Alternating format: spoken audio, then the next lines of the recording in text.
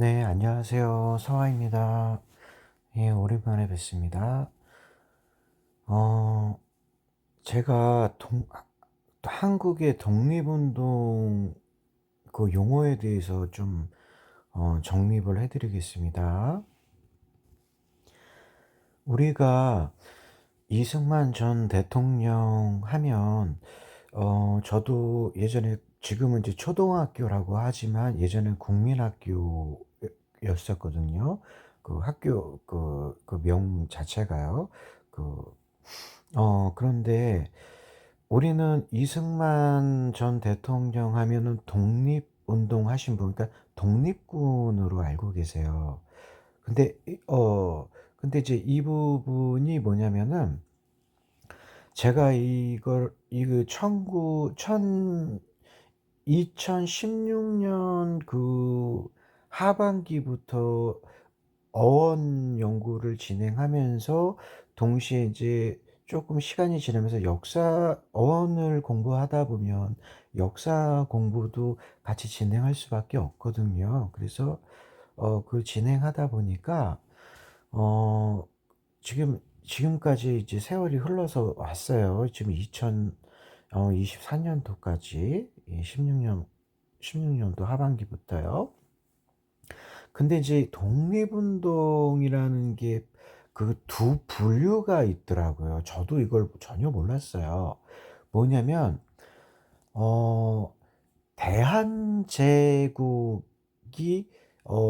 이 어원을 통해서 인제 역사를 공부를 하고 정립을 하다 보니까 우리는 대한제국이 잠깐 우리가 인식되는 게 고종 황제로 인제 고종께서 즉위를 하시고 고 짧은 시기에 "대한제국이라고 선포했다." 뭐 이렇게 얘기하시는데, 어 이게 이제 역사적으로 이렇게 보면은 제가 봤을 때는 오히려 반대로 대한제국이 쉽게 이제 후한 시기, 그러니까 삼한국 통일 이후부터 계속 내려온 그 흔적들이 있어요.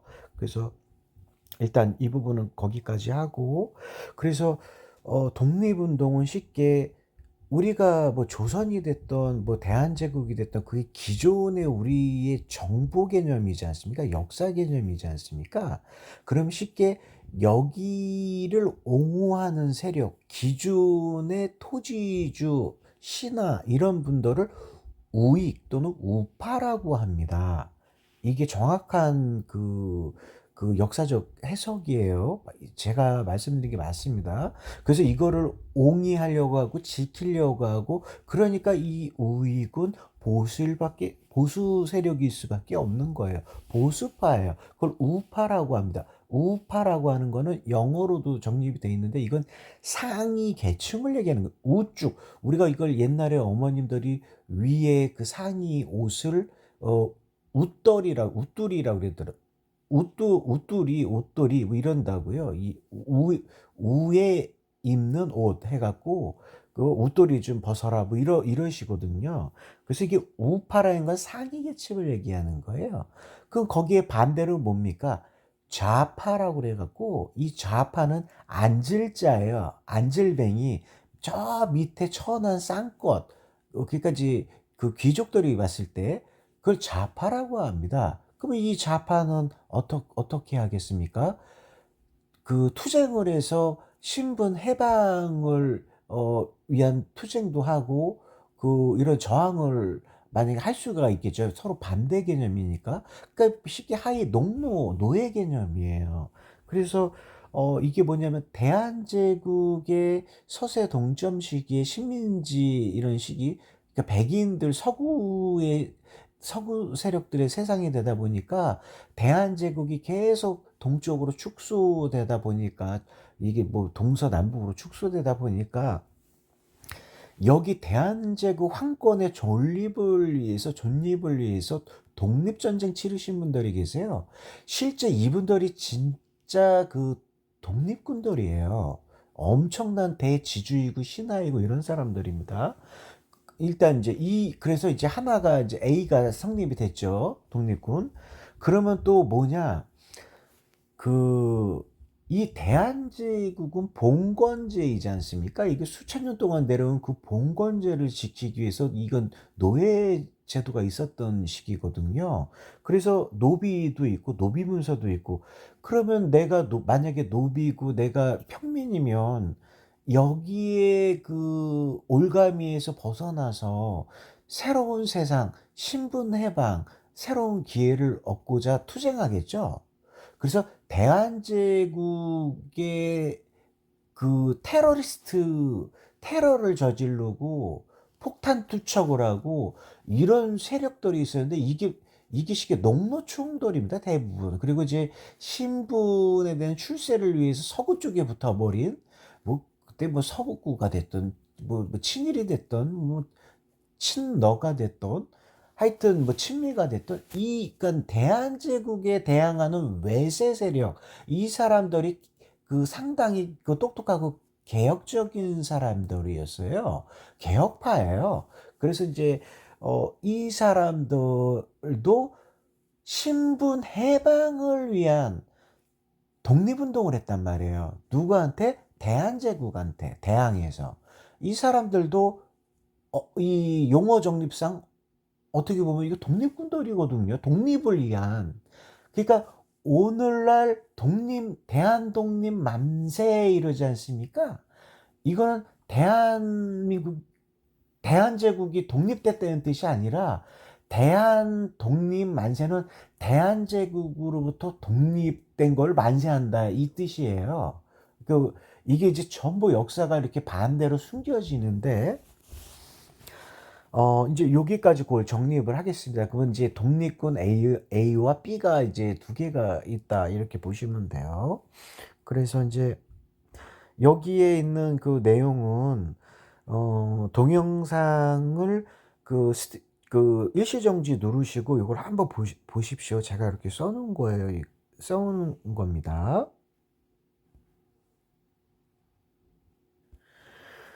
그래서 인제 제가 이런 글들을 페이스북이나 여러 루트를 통해서, SNS를 통해서 올리다 보니까 이게 인제 신고가 인제 들어오는 경우도 있고.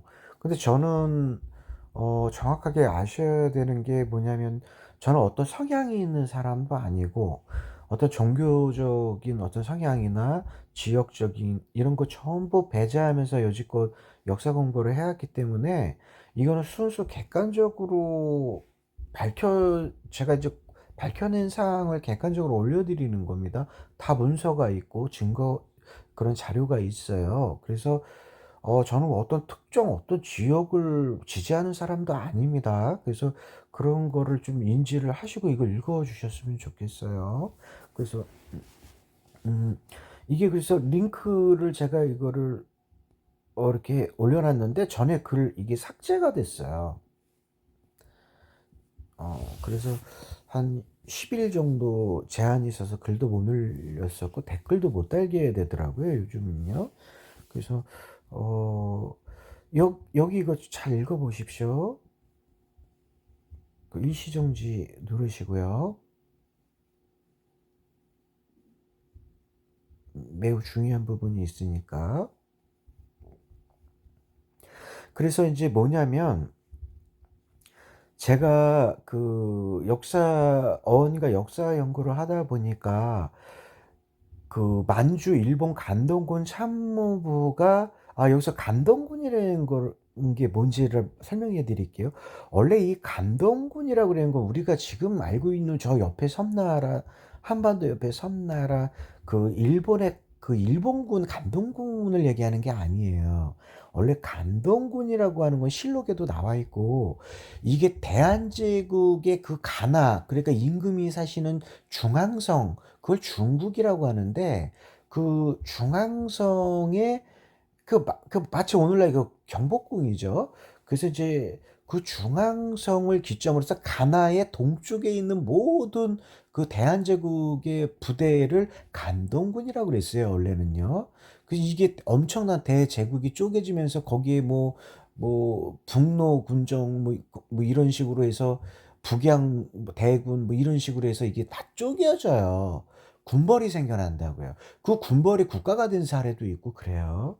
하여튼 그건 뭐 역사 공부를 해 봐야지 이제 알 수 있는 거고, 여기에서는 제가 어떤 문서를 이제 조회하다 이제 그거를 입수를 하게 되는데, 국가기관에 감동군 참모부가 1919 년도에 중국 주재 외무 대신 내정 강전이라는 사람이 있었나 봐요. 이 사람이 자기가 여기 보면은 백작이라고 밑에 나오지 않습니까?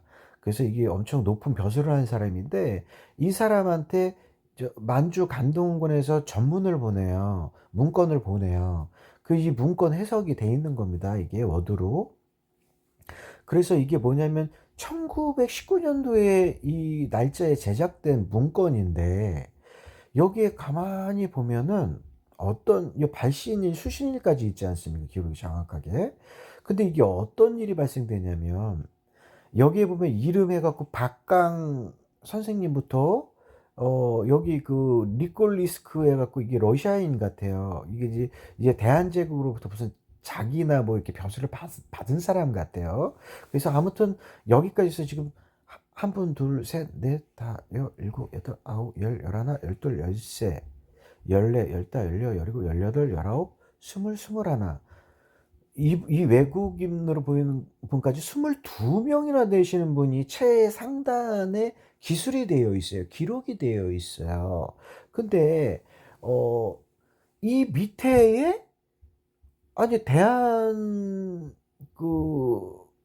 제국의 대항해서 테러리스트 같이 저항해서 신분 해방을 위해서 싸운 뭐 독립운동가가 됐던, 아니면 대한제국을 위해서 싸우신 독립운동가 됐던, 하여튼 이게 나중에 이제 결정이 이제 되는데, 결론은 아무튼 독립운동 펼친 기존에 알고 있던 분들이 어떻게 이 22 명의 독립군 밑으로 임종 대통령, 이승만을 비롯해서 이동희 해 갖고 이렇게 다 밑으로 돼 있냐고요, 이게. 말이 안 되는 거예요, 이거는. 그러면 먼저 기술된 분들은 이 이승만 대통령보다 권위가 있거나 윗분들이에요. 근데 이제 상식적인 겁니다. 이건 문서 작성할 때 상식인 거예요. 그래서 우리가 오늘날도 문서를 쓸 때 제일 높은 분을 먼저 기술하지 않습니까? 그래서 이게 이상하다 해 갖고 이제 이걸 제가 몇 번 보고하다, 저도 이걸 눈치를 못 챘다가 이걸 이제 보다 보니까 어 이 위에 있는 분들에 대해서 조사를, 문건이 있어 갖고 보니까 본 적도 있고 뭐 이름도 있고 나이도 있고 생년월일도 있고 뭘 한 건지 내역까지 다 기술이 돼 있어요. 그러니까 이게 뭐냐면 그 정보를 입수해 갖고 이거 문건을 만든 거예요, 당시에 감동군에서. 일본, 오늘날 일본 감동군에서. 근데 여기에 뭐라고 돼 있냐면, 박강 선생부터 해 갖고 이 선생님부터 해 갖고 이 밑에 있는 모든 분들이 생년월일이 날조가 돼 있더라고요. 그러니까 이게 문서 위조를 한 거예요. 이건 오늘날 공문서이지 않습니까? 역사적인 이 자료가 위조가 돼 있어요. 어떻게 돼 있냐면은, 예를 들어서 박강 선생님이, 제가 참고하라고 이렇게 해 놨는데, 뭐 예를 들어서 그 음 여기 보면, 여기 박강 선생님이라고 돼 있는데 30 38 년생으로 여기 기술해 놨지 않습니까? 근데 여기에는 보면 시명 이래 갖고 뭐냐면 성과 이름만 적게끔 돼 있는 거예요. 근데 어떻게 가로로 해 갖고, 이게 뭐냐면 문건을 똑같이 가필, 이게 진본이 어디 있을 거예요.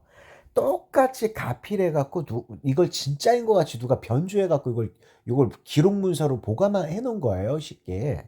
그땐 너무 이분들에 대해서 많이 알려져 있다 보니까 그걸 언론 플레이를 했던, 요렇게 해 갖고 없애 버리는 흔적이에요. 여기에 보면은 어 여기 보면은 음 이렇게도, 이렇게 지금 이분이 38 년생으로 돼 있잖아요. 그리고 이제 보면은 뭐 본적이 무슨, 이분들이 다 이북 출신으로 되어 있다고요. 그래서 이거를 확인을 해 보니까 이게 다행히 이 박강 선생님은 그 발굴이 되셨어요. 발굴이 되셔서 음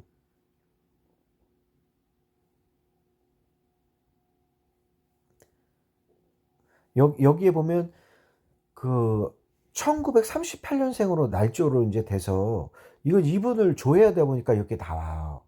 이분이 어디 분이냐면 경상북도 고령군 대가야읍의 그 출생지예요 여기가. 남한 분인데 어떻게 저 위주된 문서에는 이북 사람으로 만들어서 없애버렸냐 이거죠 이분은요. 그러니까 이분도 발굴돼서 지금 이게 누군가가 이걸 발굴해서 이분이 독립운동가인 건지 아는 거지 원래 몰랐던 거죠 이분은요. 근데 이제 여기 보면은 이분은 뭐라고 돼 있냐면 박강 1882 년도에 태어나신 분이에요. 근데 왜 1938 년생인가 이렇게 날조를 해 놨냐고요 이걸 연조를. 전부 그렇게 윗분들을 이승만이라는 그 전 대통령보다 위에 랭킹돼 있는 분을 이 22 명의 분들로 전부 날조해 갖고 이걸 바꿔 놨어요 누군가가. 그 시간 되실 때 요거 그 일시정지해 갖고 한번 보세요. 자, 동일 인물입니다. 교차 검증 입체적으로 비교 분석 다 해본 거예요. 그래서 그러면은 이승만 전 대통령 그렇게 칭송받아야 될 분 이렇게 우리는 교육받아 와 있지 않습니까? 근데 사실 이게 세뇌를 시킨 거더라고요, 신민사역으로. 그래서 인제 이걸 제가 역사를 이제 알게 됐어요. 저도 깨달음을 이제 얻은 거죠. 그래서 이제 요것도 잠시 일시정지로 한번 시간 날 때 읽어 보세요. "독립군 두 개의 파가 존재한다." 이렇게 해서 제가 올려 드린 거예요. 결론은 뭐냐면 음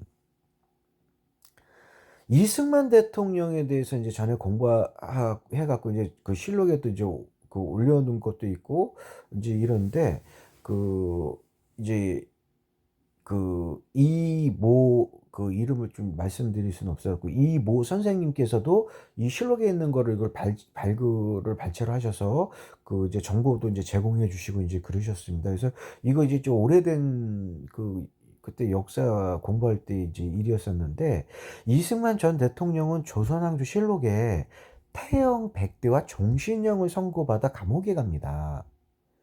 투옥돼요. 그리고 이게 이제 외세가 이 어떤 조항을 근거로 해서 압력이 들어와서 이 사람을 결국 풀어주게 됩니다. 그래서 오늘날 이 정신형 하면은 이 무기징역하면 이거 엄청난 대범죄거든요. 살인자 뭐 이런 사람 정신형 시키지 무기징역 이렇게 나오지 않습니까 형이. 그래서 이제 이거 읽어 보시고 잠시만요. 제가 이거 카스로 한번 들어가 보겠습니다. 그래서 인제 화면에도 나오지만 모 선생님께서 이제 조선왕조 실록에 발췌한 내용을 또 올려주셨어요. 이거 제가 이제 올리니까 보안 작업하셔 갖고 이거 올려주셨더라고요, 감사하게. 그래서 이제 여기에 이제 이게 조선왕조 실록의 이제 기사예요. 1899 년.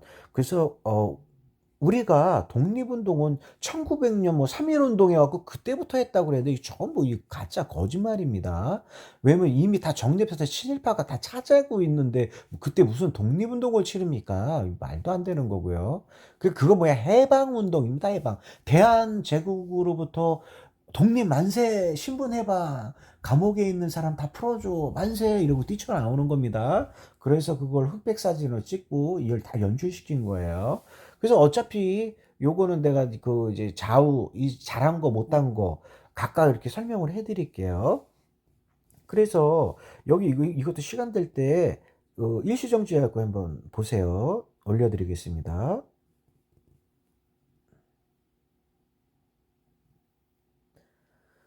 그래서 이제 요 밑에는 이제 실록에 또 이걸 풀어 주라고 그래서 풀어 준 내역이에요. 네. 그러면 자 여기에 보면은 음 중간에 최종식이 세 차례 총을 발사하여 해서 암내 김윤길 등에게 여러 명 몇 명에게 몇 명 여러 명들에게 상처를 입힌 거예요. 이게 등에게 이렇게 나 있으니까. 그럼 잠시 여기서 암내가 뭔가 한번 보겠습니다. 보시면 암내는 국어사전에 조선시대, 그러니까 이게 대한제국 시절이에요. 재인을 맡아 지키던 사람, 그러니까 이 경찰 폴리스, 오늘날 폴리스 아닙니까? 그 경찰분들도 많이 요즘 고생들 많이 하시잖아요. 좀 뭐 도둑도 잡아 주시고. 이게 뭐냐면은 그 죄인을 맡아 지키던 사람이에요. 뭔지 아시죠? 그러니까 이게 그 어떤 그 관료 직급이에요, 대한제국에. 다시 넘어가겠습니다. 근데 이제 이런 사람을 총을 발사해서 이거 죽일 목적, 살해 목적이죠. 이게 테러리스트라고요. 어떤 말씀인지 아시죠? 그래서 그 이승만 대통령이 그 무슨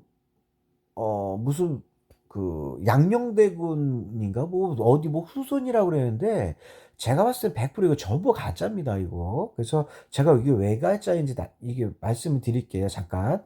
그 제가 문보랑 만가보라는 책자 이 두 가지 전부 가짜라고 그랬어요. 왜 그러면 이게 10만 명 넘는 사람들이 이제 대한제국 패망하면서 이제 본인들이 권력 외세에 의해서 힘을 얻고 권력을 잡으면서 판사도 하고 뭐 경찰도 하고 뭐 다 장악할 거 아닙니까? 이 사람들이 본인들이 한다 라고 맞서 싸운 대한제국을 위해서 싸운 독립군들을 반대파니까 쉽게 전부 숙청해서 죽입니다. 그전에 테러리스트도 다 죽이고요. 그래서 뭐냐면 이분들이 재산이 엄청 토지가 많고 군자금을 댄 사람들 많을 거 아닙니까? 이 신하들이니까 이 사람 재산을 강제로 뺏을 수 없고 국민들이 바라보고 있으니까 요걸 속여 갖고 자기네들은 독립운동했다고 하니까 이걸 역사를 이걸 변조를 해 갖고 어떻게 변조하냐? 만가보랑 문보라는 책자를 보시면 거기에 전부 검색해서 이 사람들도 잘 찾아 갖고 연구해 보시면 전부 친일파예요. 전부 친일파. 그래서 거기에는 이범석 장군도 나와요. 초대 국무총리 지내셨잖아요. 이번 독립군이랑 이라고 그래서 막 싸우다가 나중에 일본에게 기순했대요, 기순. 뭐 일본이 우리나라입니까? 무슨 이 시점이 무슨 기순을 했대요. 좋게 뭐 이런 식으로 얘기를 해 갖고 이제 나중에 이제 이게 친일파가 된 거예요, 이 사람이요.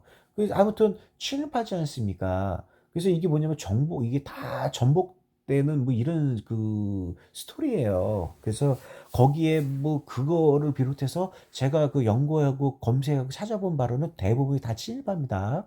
뭐 진짜를 넣어 갖고 거기 껴 갖고 진짜처럼 보일 수도 있겠죠. 아무튼 그렇습니다. 10만 명 넘는 사람이 속여 갖고 들어가 갖고 남의 집안 족보에다 적장자로 중간에 껴 넣어 갖고 어 그렇게 가짜로 가짜트리 만들어서 전부 이거 소송을 걸었는지 이 가짜로 이렇게 족보를 만들어 갖고 치고 들어갑니다. 그래서 청주안 씨뿐만 아니라 모든 성씨의 족보를 잘 검사해 보시면 대부분 언제 여러 해에 걸쳐서 만들어지는데 1920년대 그 전후에 갖고 만들어져요.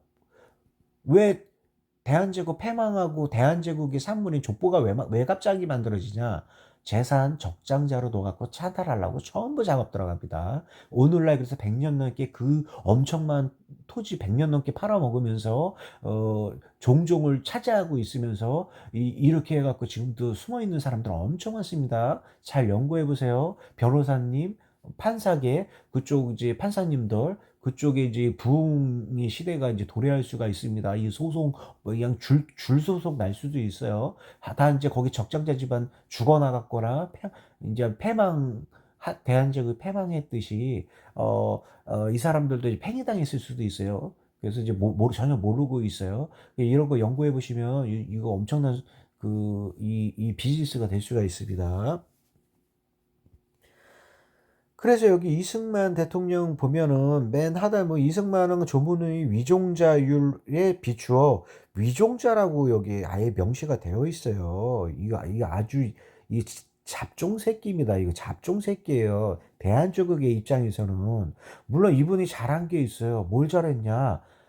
만약에 대한제국 진짜 뭐 썩어가는 국가였고 예를 들어서 탄간오리가 그렇게 많았다면은 그거 인민들 해방시키고, 그리고 여기서 잠깐 인민이라고 하는 용어 하면 우리가 공산주의를 떠올리는데 자꾸 이거 이 실록에도 나와 있어요. 임금이 백성들을 인민이라고 그래요. 인민이라고 그럽니다. 그 오늘날 국민이랑 똑같이 이게 국민을 뜻하는 그 일반적인 그 용어였다고요. 그래서 그 뭐죠? 그 이거를 이승만 정권이 이제 성립되면서 이런 거를 이용해서 "너 인민이라는 용어 쓰니까 너 공산주의자 아니냐?" 막 이런 식으로 강제로 해 갖고 막 그 양민 학살할 때 막 끼워 넣어 갖고 다 이 정적들을, 그 정치적인 상대들을 다 죽여 버립니다 이게. 그전에도 그랬고요. 그래서 이런 거를 잘 보셔야 돼요. 이게 이승만이 경상도 사람도 아닌데 이북 출신들을, 이북 출신을 뭘 이렇게 찬양하고 그래, 나 이해가 안 가는 거예요. 근데 이승만이 과연 이북 출신일까요? 이 사람 만주에서 활동했던 사람이에요.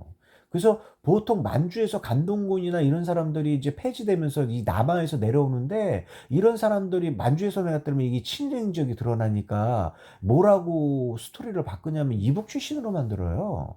그리고 정작 자기네들이 이 정권을 잡으면서 정작 대한제국을 위해서 싸웠던 사람들은 그 대한제국 패망하니까 본인들이 그러면 일본을 뭐 추종해 갖고 일본을 정보 수립이 필요했으니까 그럼 일본을 뭐 계승했다고 합니까? 아니면 미국을 계승했다고 합니까?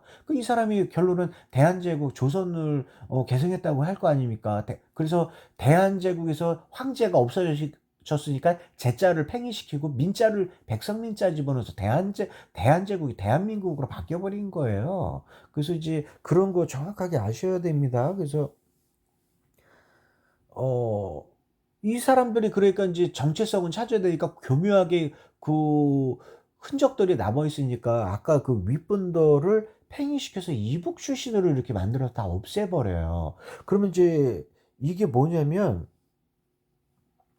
그 문건을 보면은 1950 년생이 나와요. 그러니까 제일 어린 사람으로 쉽게.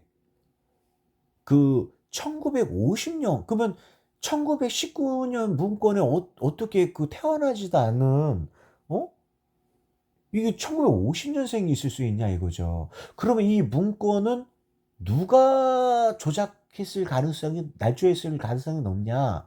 1950 년생이 여기에 나오니까 그럼 1950 년부터 시작해서 그 이후에 어떤 정권이 수립됐을 때 거기에서 어떠한 이 사람들이 밝혀지면 안 되니까 이 사람을 숨기기 위해서 이걸 작업한 거 아닙니까? 그러면 정권이, 그러면 이게 미군정에서 했습니까? 그전에 태어나지도 않았는데 50 년생도 있으니까 이게 무슨 군정에서 했습니까? 아니면 외정시대 때 했습니까? 아니면 두 개의 한국 군정에서 했습니까?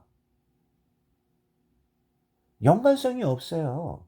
그러면 이승만은 독립운동을 했다고 하니까 여기에 어프로치 되죠. 그러면 이승만 정권 때 본인 정적들 없애려고 팽이시켜 버린 거 아닙니까? 그리고 전부 국가의 학살하고서 다 그렇게 만들고 국가로 그 땅 재산 환수한다고 그래서 다 빼돌리고 빼먹고 각자 나눠 가지고 지금 이 작업 해 놓은 거예요 지금요. 이게 시대부터 1800년 말부터 해서 작업해 갖고 이승만 때 이런 게 역사가 다 이게 정립이 되는 겁니다.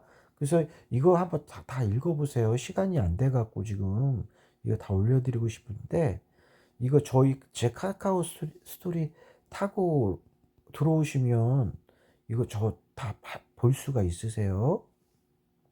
그래서 어 그래서 여기 보면 이게 간동군 문건이에요. 이 문건조차도 여기 확대해 보시면 1919 년도에 제작된 이 문건에도 뭐라고 돼 있어요. 한국 독립이라고 되어 있어요, 여기. 대한민국 정부가 수립 안 됐던 1919 년에 한국이라는 용어를 이미 사용하고 있어요. 이 한국은 뭐의 약칭이에요? 원래 우리가 고대 한국이 있었다고 그러잖아요. 이게 계속 사용되어 왔던 용어란 말이에요. 대한제국의 약칭이에요. 이거를 좀 아셔야 됩니다. 그래서 오늘날 우리가 빨갱이, 빨갱이 그러는데 이 빨갱이를 뭔지 용어도 모르고 사용하시는 분들이 많아요. 오늘날 우리가 이렇게 뭐 이렇게 들어가잖아요. 뭐 친미, 친일본, 친러, 뭐 친소, 뭐 친중, 뭐 친북, 이게 다 빨갱이더래요 쉽게. 우리나라면 우리나라 주체성을 가지고 우리나라를 위해야지, 외세에 그 당시에 힘을 빌어 갖고 하는 짓거리 오늘날까지도 지금 하고 있다는 이 짓거리라는 거죠, 이 또라이들이. 그래서 이 빨갱이라고 하는 건 이게 합성어가 같은 이런 건데, 붉은 이 두건, 홍건적 뭐 이런 거 아시잖아요. 이 난이 키는 놈들을 이 빨갱이를 우통받고 이거 빨개벗은 놈들 포함해서 이 아주 빨개벗었다니까 옷이 없다는 거거든요. 천민들 얘기하는 거예요. 이게 난을 일으키는 사람들을 이 빨갱이라고 하는 거거든요, 이게요. 그게 처음 이 저기 국가에 대항해서 조정에 이 홍건적 뭐 이런 사람들 얘기하는 겁니다, 이게. 머리에 띠두르고.